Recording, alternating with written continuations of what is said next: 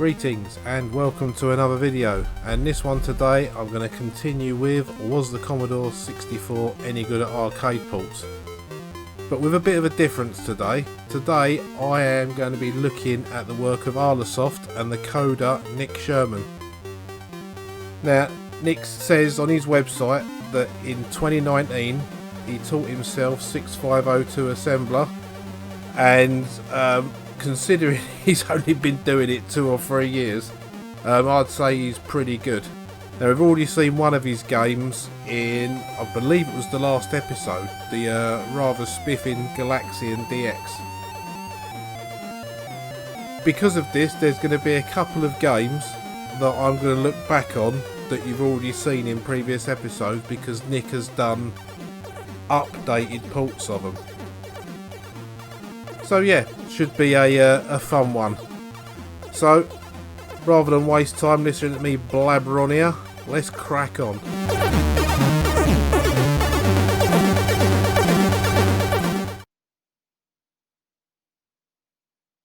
So first up today we have got Galaga. It's a space shoot 'em up that came out in 1981 from Namco, and it was released by Midway in North America. It is a direct sequel to 1979's Galaxian. So the gameplay is similar, but there's some different loops on it.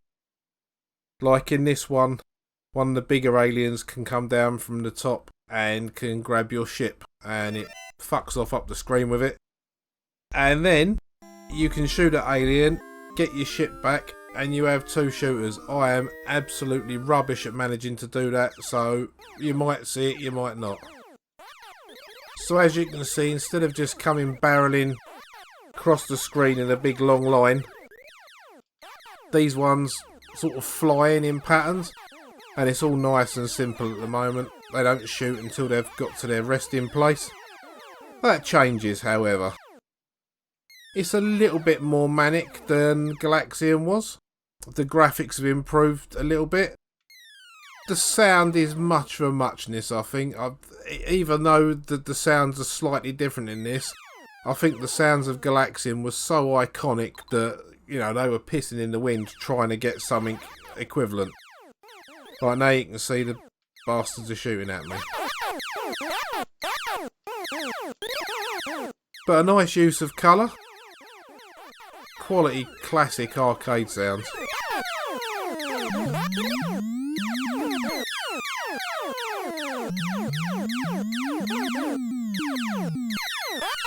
I actually remember playing this on holiday when, well, I must have been either 9 or 10. I would have been about 9 when it came out. As to someone who was even more inept then than I am now, this was quite the coin muncher for me personally.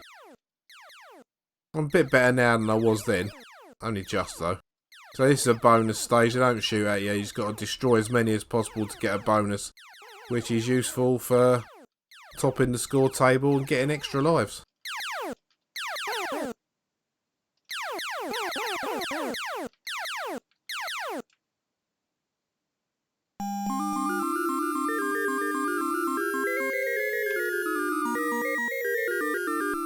Well, 19's not too bad.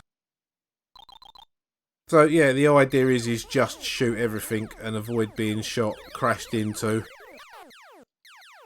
and go for as long as you can. It ramps up as it goes along, like most arcade games.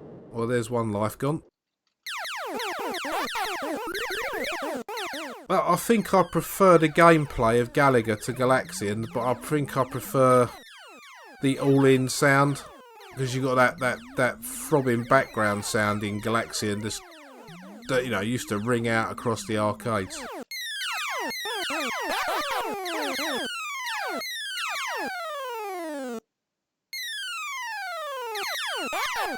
See, these are called fixed shooters, but the starfield moving really does give the feeling of a vertical scroller. Even though it's not considered as such, that's just the way it looks.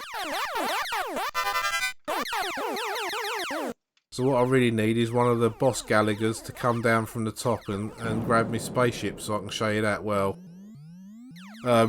You can only do that when you've got more than one, when you've got, well, one life left or more than one life. So if you don't do it now, well, that's bollocks, that really, isn't it?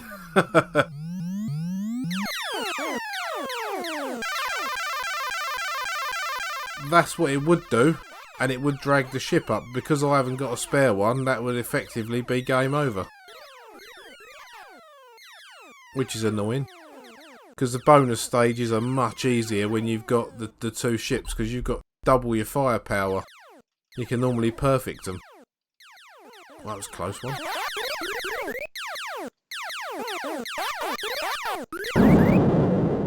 Yeah.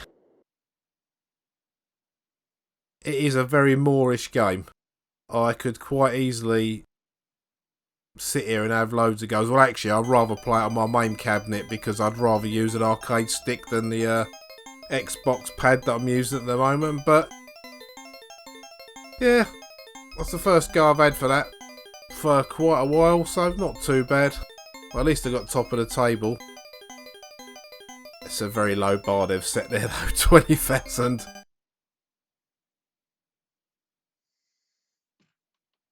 Classic stuff though.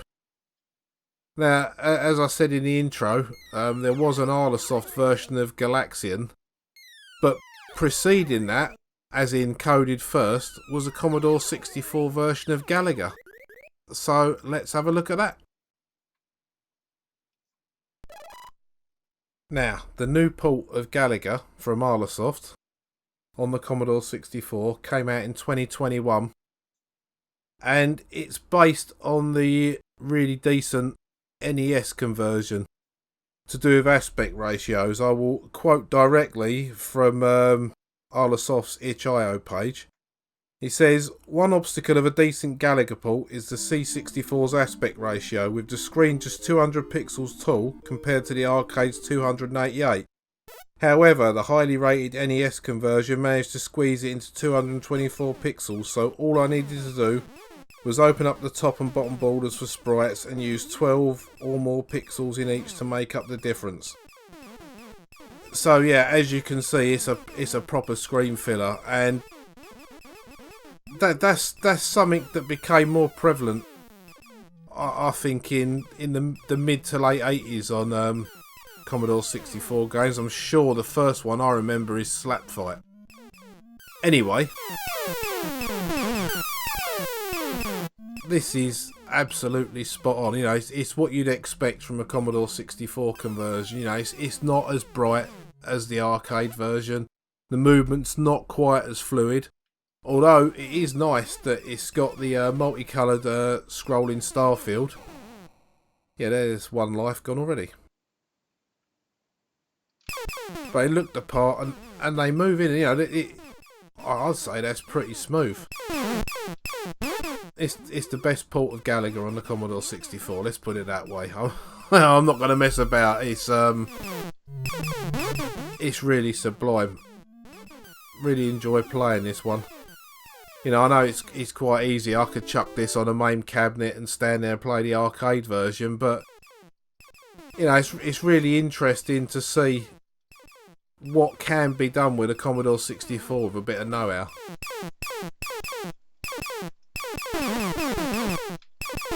It's the fact that all the wave patterns are spot on as well. If I was a bit better at the game, I'd know exactly where to have my ship ready to shoot them. Mind you, I got more hits on that than I did on the arcade one, so you know, things are looking up. I think the sound's pretty good on this as well.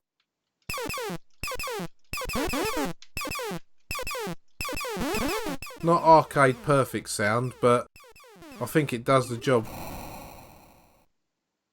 Christ, it's not looking good for this go, is it?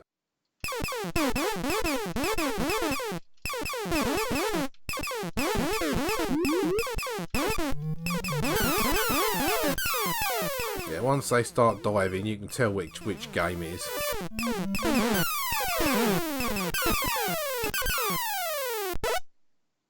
And it's even got the one that splits into 3.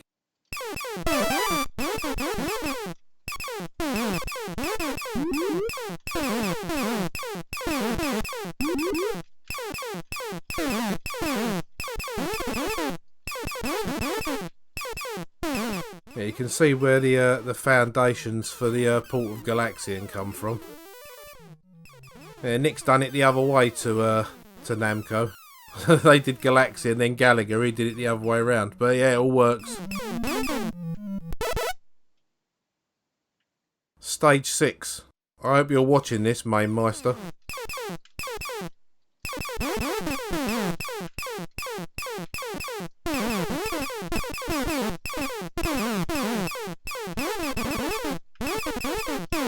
Right, see if one will come down and nick my spaceship. Well, not now, it won't. Now I've shot it.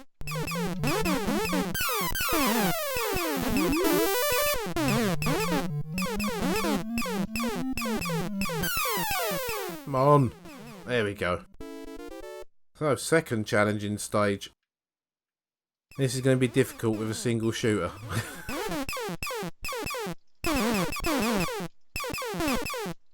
Right, it's all bonus, it's all gravy.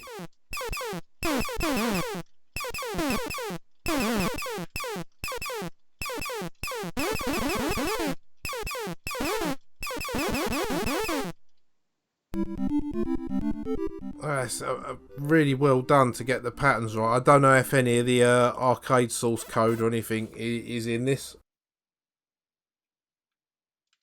But yeah, it's absolutely spot on.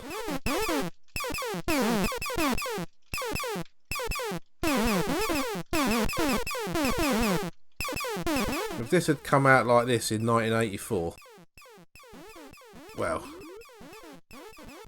it would have blown people away. Because it's as arcade perfect as you are going to get on an 8-bit machine.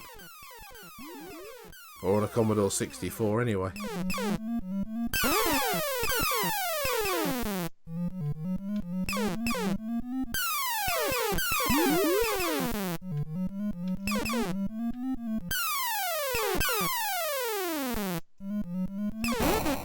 Bloody hell, got done by the kamikaze alien. Twice. Game over. Still not bad, not bad. I'm not sure about the hit-miss ratio of 28.1%. That's a lot more missing than hitting, but yeah, still managed to get onto the heroes board. That is an astonishingly good port. And yeah, even though it is based on the NES one, it's still an arcade port. Because that itself is a port of an arcade game. This is one, if you've got a Commodore 64 or you just use emulation or you've got a The C64 product, this is one you've got to have. It's absolutely superb.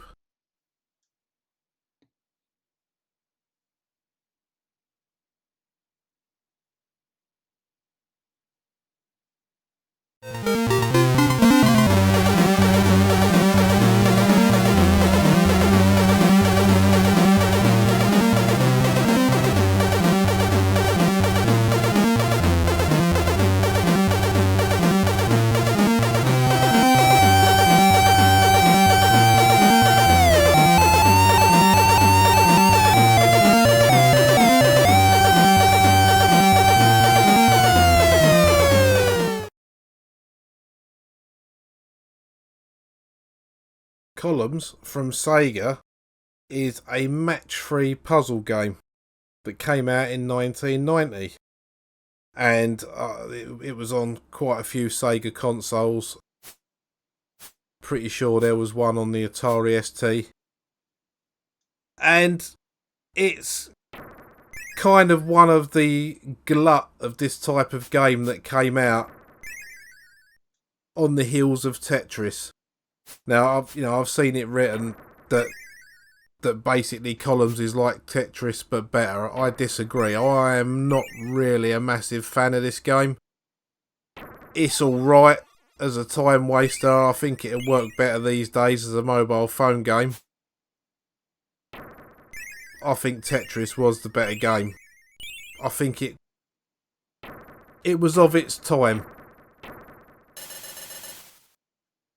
when Tetris come out, it was like something new.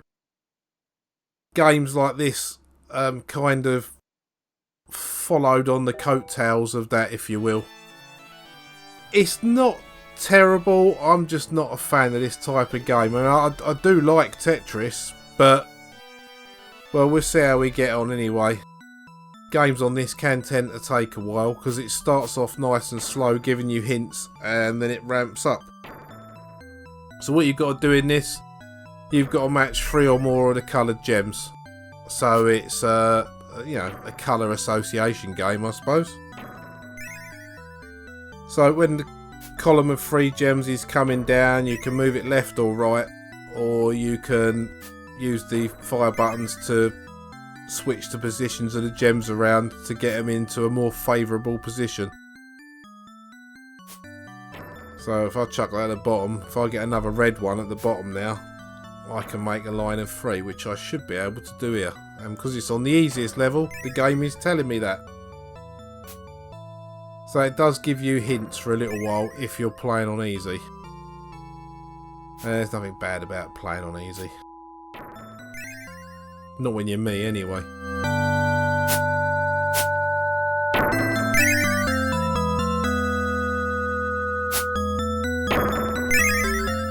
Occasionally, you get a magic gem come down that can blow loads of stuff up. I very rarely get to see that, because I think that's on the harder levels.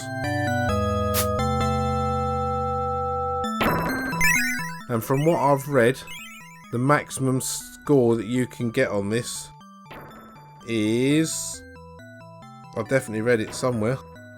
Yes, it's 99,999,999. So basically 8 nines. Now, I don't know if there's a kill screen. I don't know if the game crashes, game overs, kicks you out or what. I have never got that far, and it's not something I've researched, not been a massive fan of this game. I did kind of get better at it for a while. London Retro Video Games, doing his Mame Meister High Score Kerfuffle, had this as one of the games. Wasn't popular with everybody. Paul Morrison absolutely loved it. Not. Yeah, so I did play it a bit more. I suppose it's one of those games, once you get in the zone, you can start seeing the shapes as they come down. It's hard to explain if you're not playing it. There we go, there's a 4.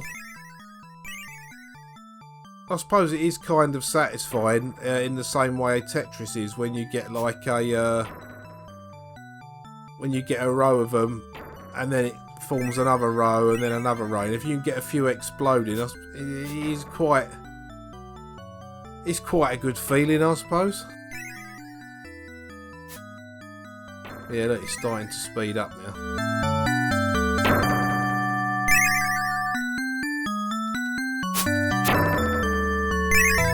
So graphically, it's not too bad. I mean, it's not much you can do with gems and squares, to be honest. But you know, because it's called columns, they've tried to give it a sort of a Roman flavour, I suppose you'd call it.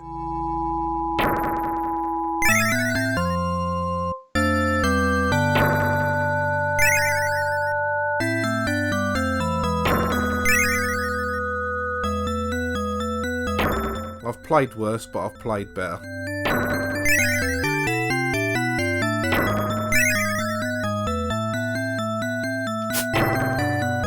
Actually, I've played a lot better, to be honest. But for the purposes of this video, I shall persevere until I get a game over.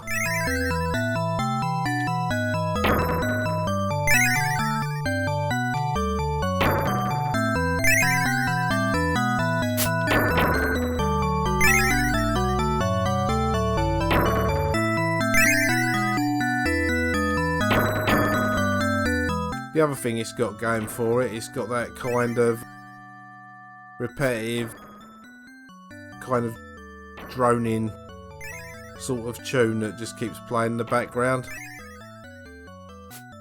I still to this day for these games I still think Wally Baben's Tetris music on the Commodore 64 is probably the best music to go with a game of this type.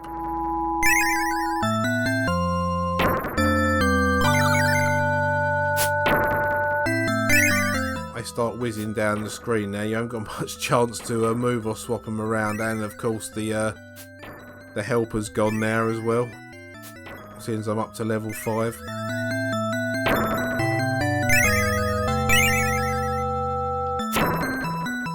It's going to start getting tricky now. Cock that up.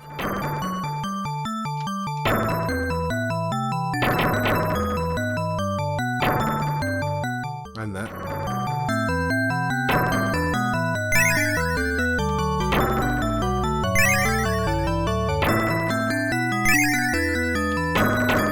And that. There's a lot of cocking up going on here. Bloody hell. That was a sort of short-lived result, I suppose.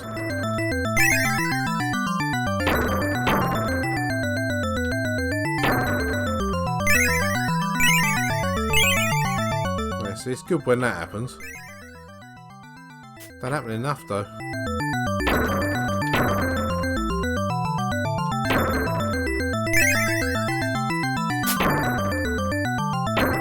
I'm going to come a cropper here. Oh, that was lucky.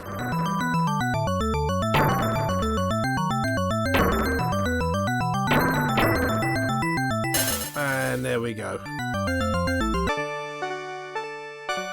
Very good, it says. I'd hardly say so. The score of 11,000 out of a possible 99.9 million.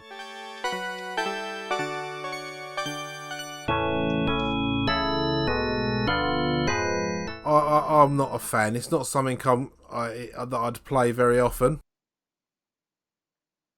But interestingly enough, as to be expected in this video, there has been a recent conversion of this on the Commodore 64 from Arlasoft. Let's take a look.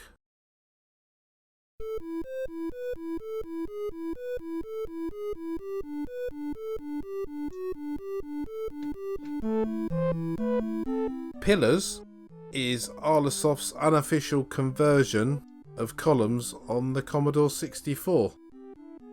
Now, this got a lot of 16-bit ports back in the day, but I'm not sure about the Spectrum or the Amstrad. I'm fairly certain it didn't have any 8-bit ports. It certainly didn't come out on the Commodore 64.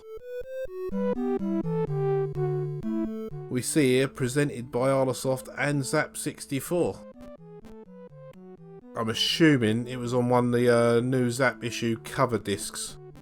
I could be wrong. I'm running from memory there. But yeah, this is basically columns under a different name.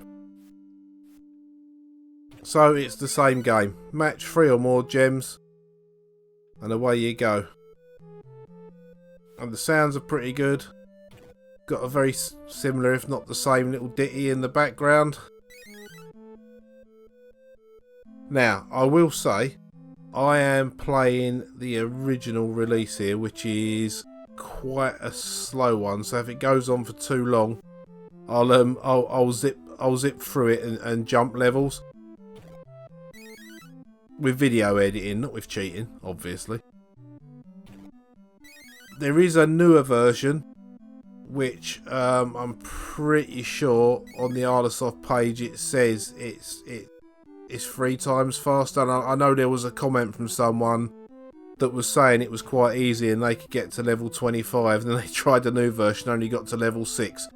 I am very much using the easy version here because, as we all know, and as people have commented before on my channel, I suck at games, and I've never hidden the fact. I just like playing them.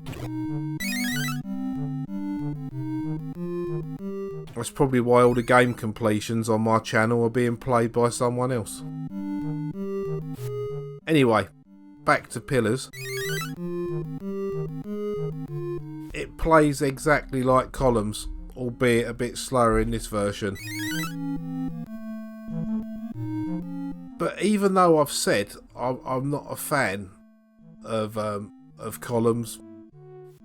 There you go, there's a jump forward there. Even though I said I'm not really a massive fan, I can appreciate what's been done here. I mean, this probably would have sold really well had it have come out in 1990 from, you know, someone like Ocean that used to do a lot of arcade conversions and that. Because it's got everything there. Alright, you've only got the one fire button, so you have to rotate the colours all the way through. But that's not too bad, you know, you can handle that. Especially with the speed they're coming down at the moment, you've got loads of time to adjust. And you do get the same satisfying effect when you get more than one line drop out.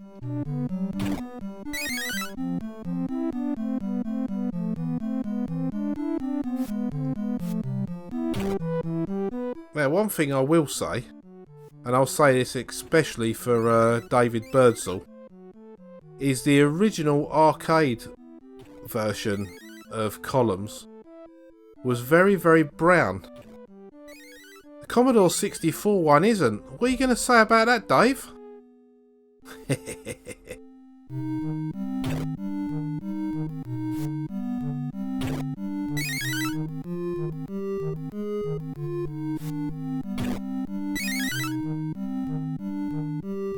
I do that little bloke is that pops up. I think it's probably Nick. Right, so I've jumped forward again now to level 8. And it's still going along at a fairly sedate speed. For me to get that far, it'd have to.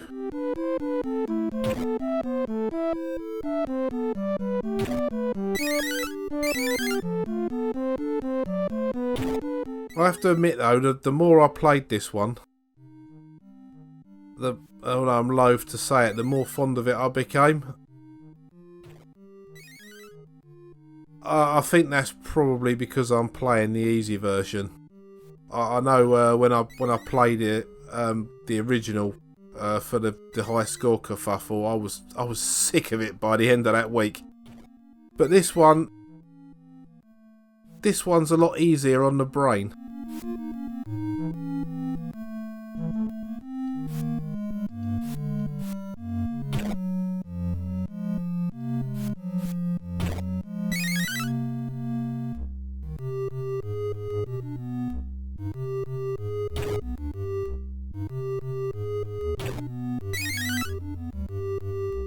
I think it's the calming music. It's almost like a sort of Zen type of game for meditating too. I mean, I know you're supposed to clear your mind when you meditate, but yeah, we're up to level 10 now. It's starting to get a bit more difficult now, but it's still not coming in that quick, and I can live with that.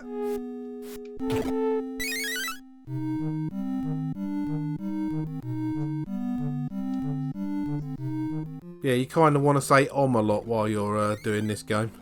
Right, well that's very much game over. Yeah, that is a really good port. Like I say, I'm not a massive fan of the type of game, but I know a good port when I see one. And that, having played them both back to back, yeah, there's not really anything missing from the 64 version. So that is another one I would recommend trying out if you do like these kind of gem matching games. That will be right up your street for a real chilled out session.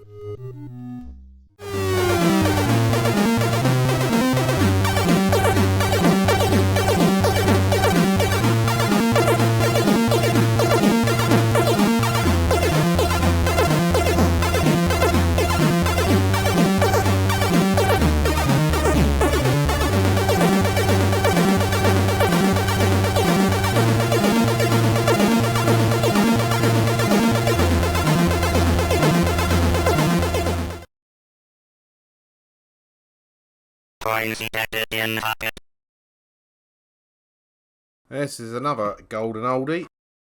This is Berserk that come out in 1980 from Stern. And basically, in this game, you play a green stick man. And you run around the mazes with your laser weapon, shooting at robots that eventually start shooting back at you. This is one of the early games that had speech in it, which, you know, is always it always was a good thing back in the early days to have actual real digitized speech and that in a game. Here comes Evil Otto, who you cannot shoot. Now the thing with this game, everything kills you. The walls kill you. Touching a robot kills you. Being shot by a robot kills you. Being touched by Evil Otto kills you. Running into the explosion of a robot that you've shot who is blowing up also kills you. You jammy little red fucker. When the maze is open, if you're in an unfortunate position, you can suffer some really cheap deaths and die really quickly. The diagonal shots are well dodgy. Intruder alert, intruder alert. I'm not really that good at this game, and I'm, you know, even though it sounds like a really bad excuse, I am using an Xbox 360 pad, which isn't the best for playing arcade games. I like to use a stick. Fight like a robot. But the robots can be really jammy with their shots. Humanoid. That was my fault. So I'll chuck my name in. I'll have another quick go at that. It is a fun game. Like I said for Joust, you know, sometimes the simplest of games really are the most fun. You can detect all the coins you like in my pocket. This is Mame, so no coins were harmed in the making of this video. Now the yellow ones don't shoot at you, so it's like a what today would be a tutorial level. Except this game doesn't stop every 5 seconds to tell you what buttons to press. Now, if you box clever here, you can, because Otto always comes towards you, you can kind of angle him so he picks the robots off. Fight like a robot. And you get the points for him. Now you think this level would be nice and easy, only having 3 robots, but I doubt it. Oh, you bastard. So I've got 3 robots on the last level. When it's freestyle, look at that lot.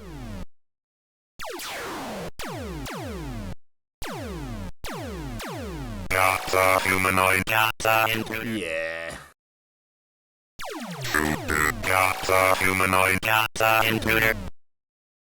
Well, not my best showing ever, but as always, I'm just showing you the games. I'm not showing you how to complete them, because otherwise we would be here for an eternity.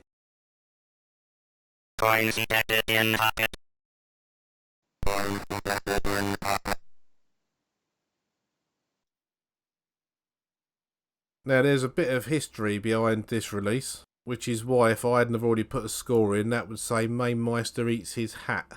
LOL. But apparently he's eating his cat hat now. But that's my doing. What happened was, Mame Meister, Alan, said that the best home version, the definitive version, was in fact Horace and the Robots on the Spectrum by Steve Snake. And Nick being Nick was like, yeah, no, the Spectrum's not having the upper hand. I'll make a proper arcade version of Berserk. And, well, as you can see in here, he fucking well has as well.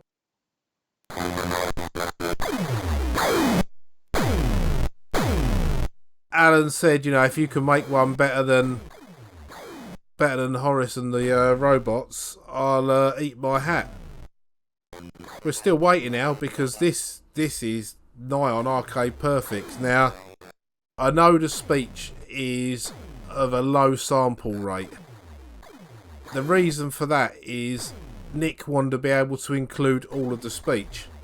Now, I did say to him, you know, why not use a RAM expansion? You know, if it's good enough for Sonic the Hedgehog, surely it's good enough for Berserk.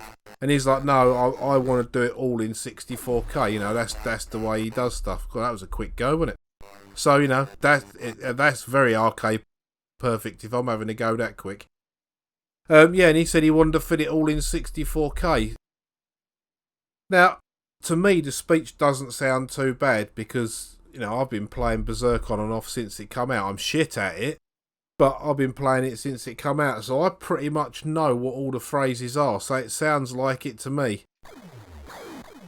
You know, people have suggested perhaps, you know, get rid of a few of the samples and just have, like, the main, more famous parts of the speech, but Nick's like, nope, I'm going to go for as arcade close as I can get. I'll tell you what, I think he's done a fucking sterling job here. I mean, he's got the resolution right. Now, in a previous video, I did show off Berserk Redo, or Redux, however you want to pronounce it, on the Commodore 64. Now, that is a good version, but the resolution's quite low, so the mazes are smaller and there's less on the screen. This one, though, somehow he's bloody done it again, and it's spot on. This is a really, really cracking version. I've shown this to a few people that are quite hard to impress. One of which being Lucosa. Now I showed him, or I sent him the D64 this to look at, and he was like, "Fucking hell, this is fucking brilliant." So, you know, that's high praise indeed, because he fucking hates everything. Sorry, Chris. But yeah, so we are still waiting for Alan to eat his hat. And yeah, this also saves the high scores as well, which is why next time I load it up, it will say Mame Meister eats his cat. So that's just the way it is. Yeah, this is another one of those games I've never been really good at, but I just love the sound, and that's the other thing. All the sound effects of the shooting and that, you know, whether they're samples or whichever way he's done it, they sound bloody excellent. All the timings appear to be right. There are more than just red and yellow robots if I get far enough. Good, them two have just killed each other. Right. Hopefully Otto will kill that one. Thank you very much. As a bonus. Yeah, it's all there.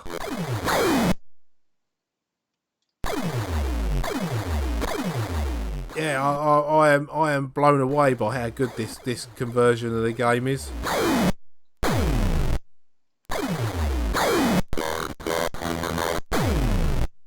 It's another one that's on par with what I considered to be, and I'm not alone in that fault, one of the best arcade conversions on the 64, which was Wizard of War, which came way back. You know, that was out on cartridge.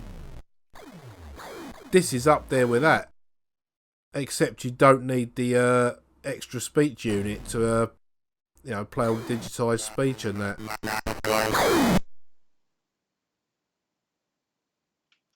There we go, look, blue robots. I knew there was more than just the two colours. I'm glad I managed to get this far, because otherwise people are going to think I'm talking bollocks. Didn't see them for long though. Yeah, I think I've shown you enough for you to be able to see that is absolutely brilliant. So we're waiting now. You know, I don't mind if you buy a chocolate hat and eat that. I don't want you to eat your famous Atlanta hat that you wear all the time. But you got to eat a hat somewhere along the line, sunshine. You said it. I won't mention what Alan said to me in a private message that he's glad he didn't say. I'm fucking glad he didn't do it either. That's one for the comments section.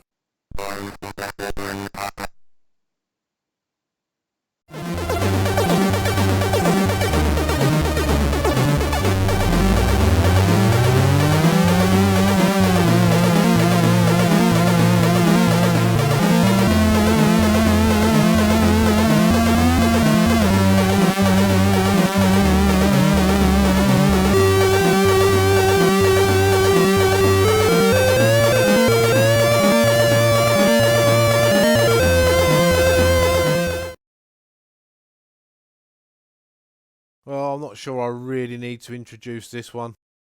Because if you take Mario out of the equation, the Space Invader and the image of Pac-Man are two of the most iconic and famous arcade icons there is. There's not really much I can say about this game. So what I will say is that this was released by Namco in 1980. The original name of it was Puck-Man. But over here in the West, vendors were worried about really clever people defacing the machines and changing it to Fuck-Man. So thus Pac-Man was born. And basically, well, he's the original raver, isn't he? He runs around in the dark, taking drugs and getting the munchies, as far as I can tell.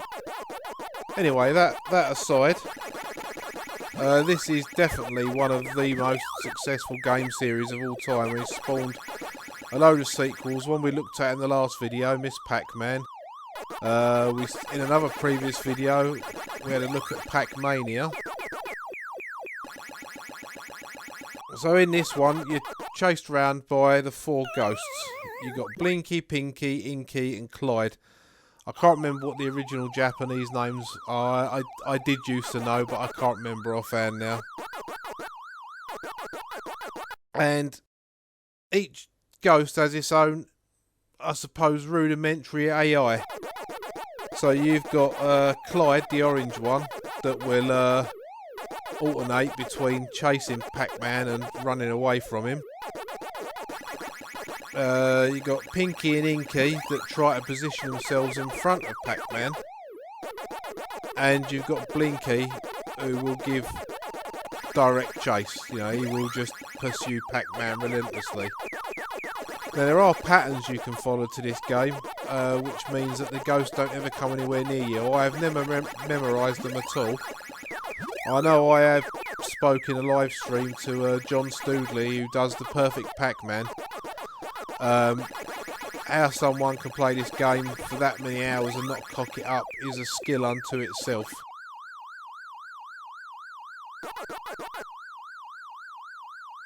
But yeah, a classic, iconic piece of video game history. So if you eat the power pellet, the ghosts turn blue, and then you can munch after them one at a time, and the score doubles. I think it goes 200, 400, 800, 1600 if you get all four of them. And it's also been well documented that the game crashes on screen 256 because of an integer overflow that affects the game's memory. But yeah, absolute classic. So I'll shut up for a minute and let this play out, and you can rave on with the sounds of Pac-Man.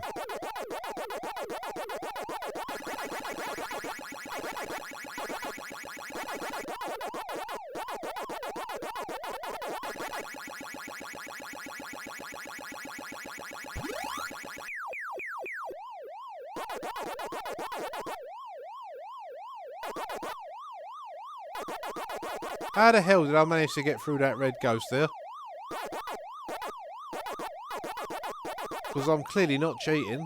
And I just managed to go straight. I didn't go through him that time though, did I? That's a weird one. I wonder if anyone can explain that in the comments. But yeah, absolute classic. Right, now the idea here was to attempt to create a really accurate port of Pac-Man. And I'll tell you what, again, he's only gone and fucking knocked it out the park. I mean, as you'll see when I start a game off in a second, or with a demo mode in fact,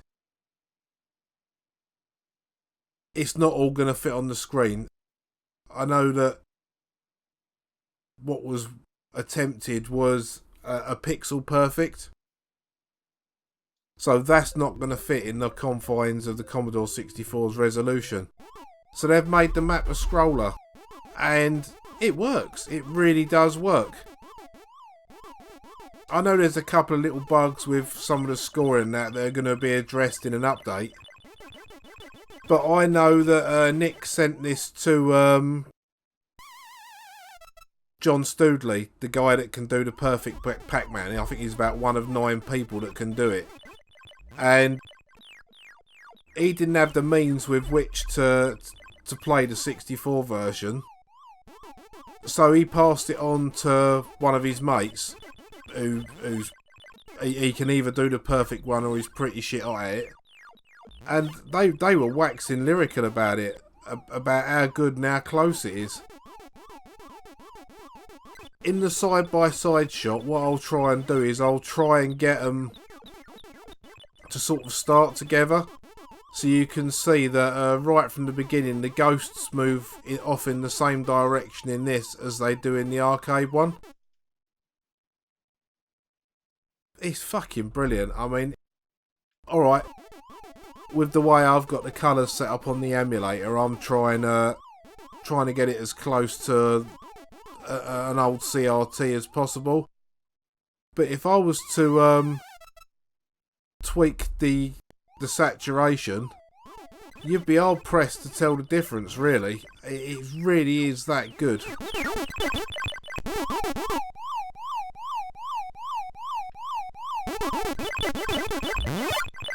Yeah, I would go as far as to say, I mean, as good as I think Berserk is, I think this is probably, thus far, Nick Sherman's greatest achievement on the Commodore 64 conversion front. It really is that good, you know, in my opinion. You know, and for me, in my opinion, it's the one that counts.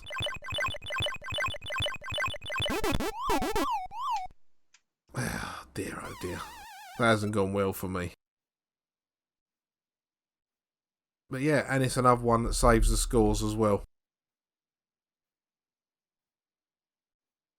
Yeah, that is like looking at the arcade version just through a different lens because of the way the screen scrolls up and down. But it's so close to the original. I mean, you know, we often say you know, about Arcade Perfect. As long as you can ignore the scrolling, which honestly, when you're playing it, you really don't notice it. This is as arcade perfect as it gets, you know, setting out to make a pixel perfect Pac-Man. Absolutely. And I'm not a Pac-Man player, so I'm not au fait with the ghost movements or the patterns or anything like that. But from seeing the way the ghosts move in the right direction at the start, I can only assume that's what's going on here. It's an astounding achievement, it really is. That is up on the site. I think that's pretty much the newest release. Go and get it. Really, you need to.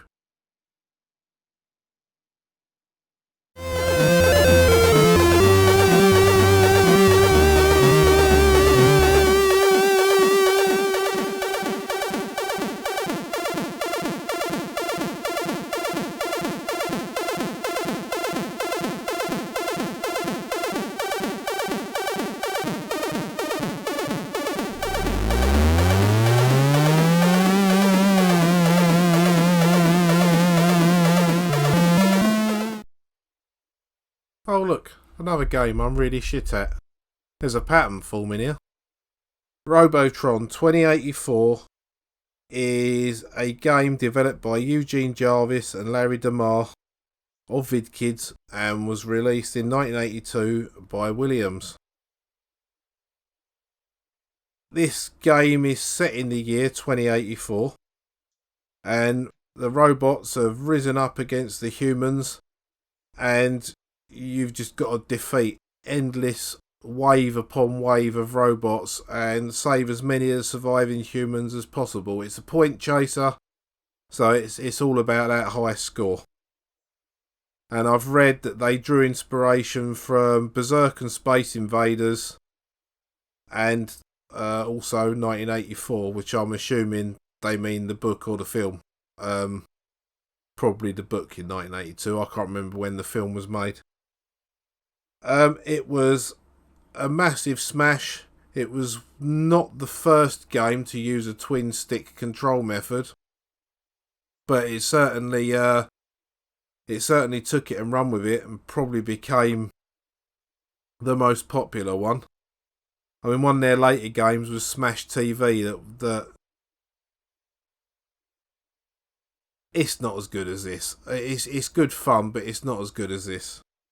Although saying that, me and a friend loaded it up with a load of credits about a month back and decided to complete it. So yeah, we were cheating by throwing loads of credits in, but there's some manic stuff in that game.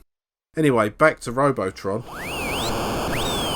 It's what is classed as a 2D multi-directional shooter.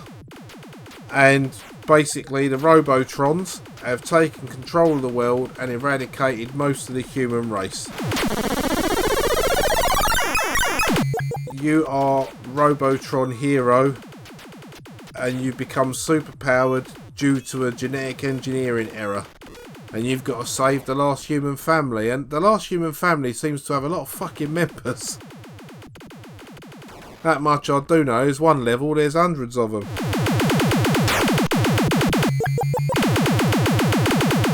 I am struggling to play this because I've got it set as 2 thumbsticks on an Xbox controller. I can do a bit better on my arcade cabinet where I can actually use 2 sticks. I find they're more precise than a gamepad. But, you know, it is what it is. There's one game already.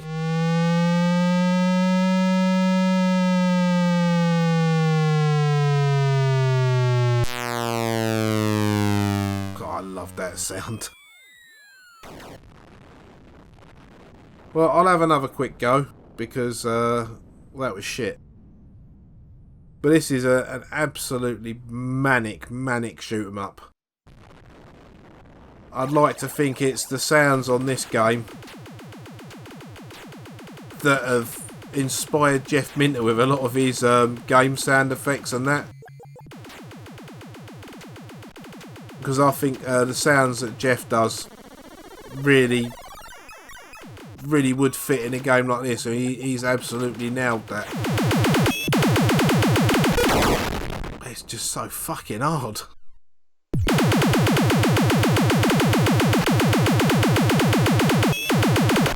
Just listen to that.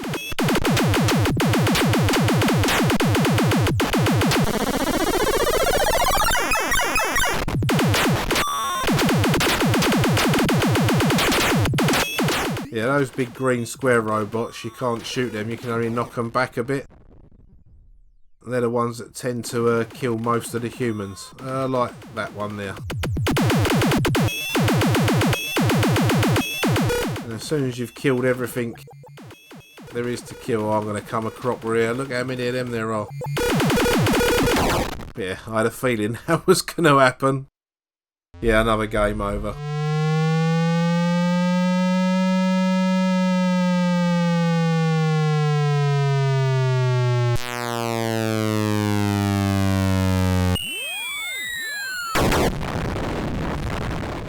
Some quality sound effect work there. It is a good game.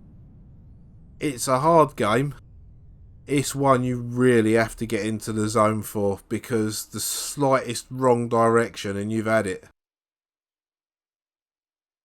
Quite a fun game that on the Commodore 64 has had some really iffy ports that weren't very good at all. But I've got something special to look at. Now I am going to stress from the outset that Robotron 2064, see what they've done there, is very much a work in progress. It hasn't had a full release yet, and Nick sent me a early version so I could put it in the video and compare it, so thanks for that, Nick. Yeah, the Commodore 64 versions were pretty poor. And even though this isn't finished yet, like we haven't got like the border around the screen or anything like that, the amount of stuff on the screen that is moving about, I mean, that is, I haven't got a clue how he's managed to do that. But that is superb. Now this version has got infinite lives on because it is just like a work in progress one. But it is pretty smooth. There's a lot going on. The robots look right. Your bloke looks right. The family looks right. All the shimmering blocks that you've got to destroy, all the nodes and that, they all look right. The only thing that I would say really needs looking at on this is the sound. I'd talk to Jeff Minter if I was you, Nick. and that's not a slight on your abilities, but that bloke knows how to do early arcade sound. But this is phenomenal. To see that many sprites running on a Commodore 64 now, I mean, look at it. Fuck's sakes. I mean, they're moving too fast for me to count. If you want to pause and have a count, do it at the beginning of a level. But there's so much going on. Now, the thing that's hampering me here, apart from my own lack of skill, is this is set up to play with 2 joysticks, so it is a true twin stick shooter. Now Nick did tell me how to set it up with a keyboard, but me being me, I prefer a pad, so what I've done is I've basically set both joystick ports in vice to be run at the same time, so I basically shoot whichever direction I'm running in, which doesn't let you strafe across the screen, because this game works best when you can strafe diagonally, in my opinion. So I've hampered myself there, but I think I'll be more hampered using two sets of keyboard controls. That would go to bollocks very quickly. But this is absolutely fantastic. If he can get some thumping sound effects in this, you know, it's only really the shooting sound that needs to do it. A lot of it is already there. So now this was something that, as far as I remember, Nick had shelved. But I don't know if it hit a brick wall or some sort of block or something. I can't remember for what reason he shelved it. But this is too good to not finish. I mean, you could show me that running without seeing any title page. I'd be like, oh, it's Robotron. Admittedly, I'd call it 2084 because, you know, that's what it was called. But this is great. I mean, look at it!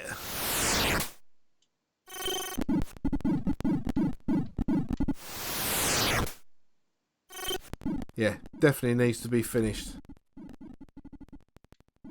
I'll run round for a bit. I'm not sure how many like different levels are in this sort of like demo version.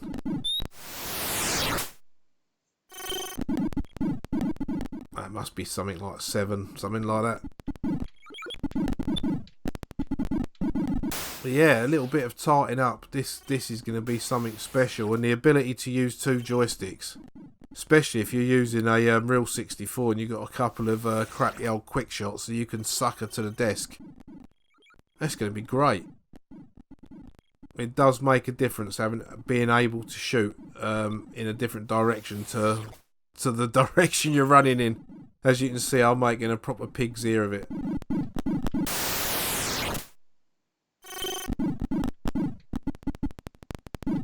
I think after you get so far in this, some of the graphics start cocking up a bit. Well, I'll persevere and see.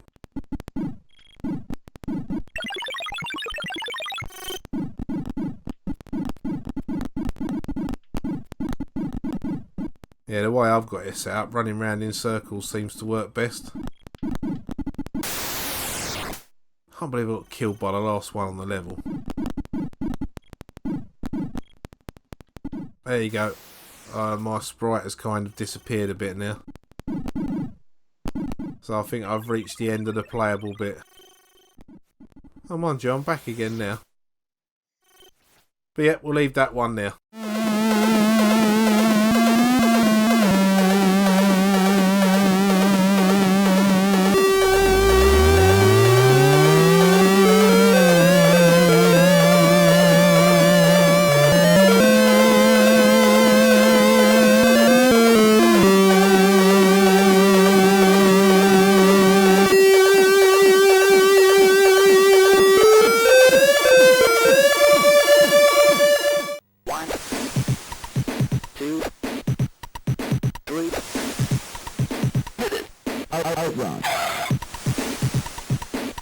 So there you go.